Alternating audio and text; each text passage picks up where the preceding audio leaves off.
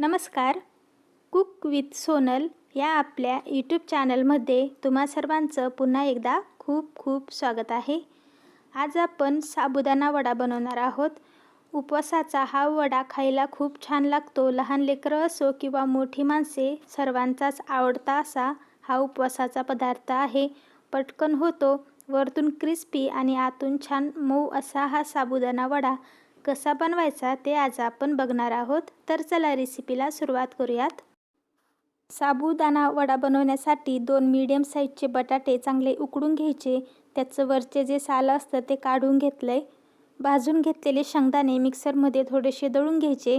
थोडंसं जाडसर असं शेंगदाण्याचं कूट घ्यायचं आहे 3 चमचे.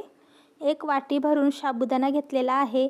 हा साबुदाणा शक्यतो रात्रभर भिजत ठेवायचा किंवा मग 5 ते 6 तास तरी व्यवस्थित असा हा साबुदाणा आपल्याला भिजवून घ्यायचा आहे.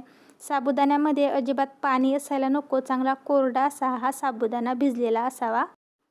एका भांड्यामध्ये छोट्या खिसणीने हा बटाटा आपल्याला खिसून घ्यायचा आहे.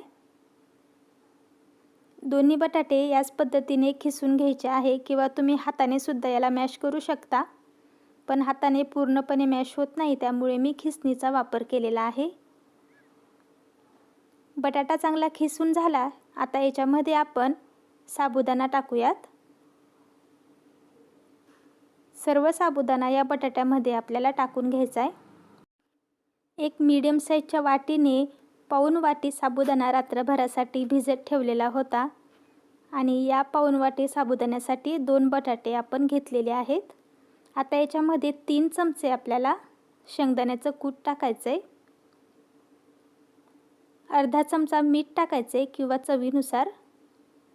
आता थोडंसं हाताने हे सर्व आपल्याला मिक्स करून घ्यायचं आहे. खूप याला मळायचं नाही, फक्त साबुदाणा आणि बटाटा व्यवस्थित असं एकजीव व्हावं इतपत आपल्याला हे मळून घ्यायचं आहे.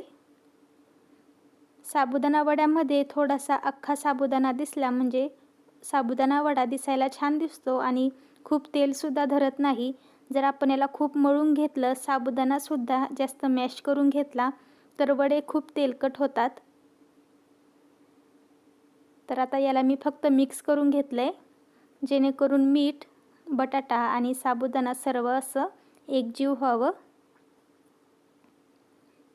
आता याच्यामध्ये आपण लाल तिखट टाकून घेऊयात. तर पाव चमचा लाल तिखट टाकले. तुम्ही आवडीनुसार लाल तिखट कमी जास्त करू शकता किंवा मग हिरव्या मिरचीचा सुद्धा वापर तुम्ही याच्यामध्ये करू शकता. आता लाल तिखट थोडंसं आपण याच्यामध्ये मिक्स करून घेऊ.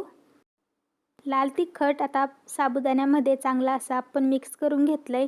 आता एक छोटासा पिठाचा गोळा घ्यायचा. हातावरती त्याला गोल आकार देऊन थोडंसं चप्पट असं त्याला करायचं आहे. मीडियम साईजचे वडे आपल्याला बनवून घ्यायचे आहेत. तुम्ही लहान मोठे कसेही बनवू शकता. फक्त वडे बनवताना खूप त्याला जाड ठेवायचं नाही, थोडंसं पातळ असं बनवून घ्यायचं आहे, म्हणजे आतमध्ये छान असे ते पोकळ होतात.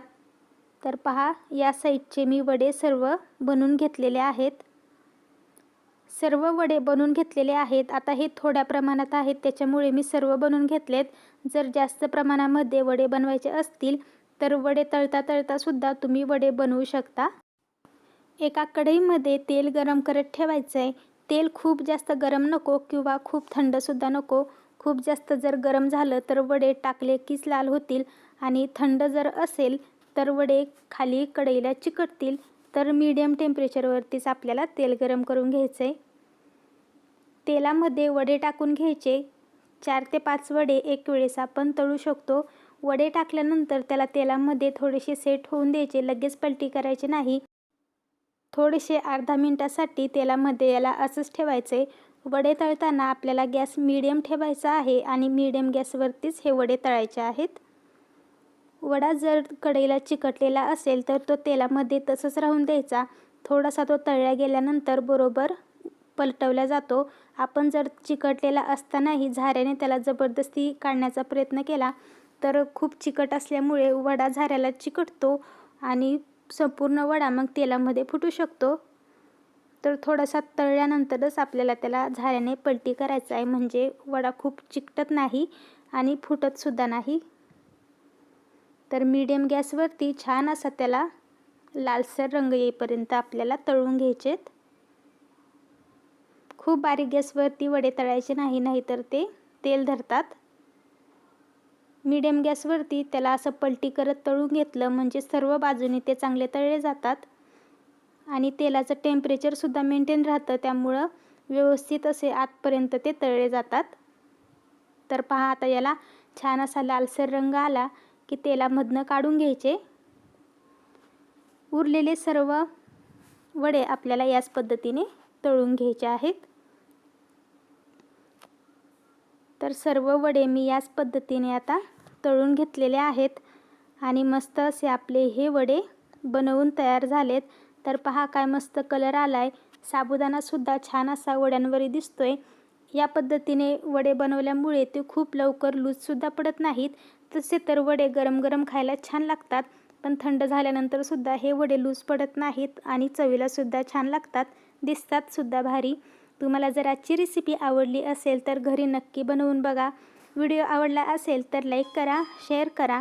चॅनलवर जर नवीन असाल तर सबस्क्राईब करायला विसरू नका. पुन्हा भेटणार आहोत अशाच साध्या, सोप्या आणि चमचमीत रेसिपींसोबत. तोपर्यंत बाय बाय.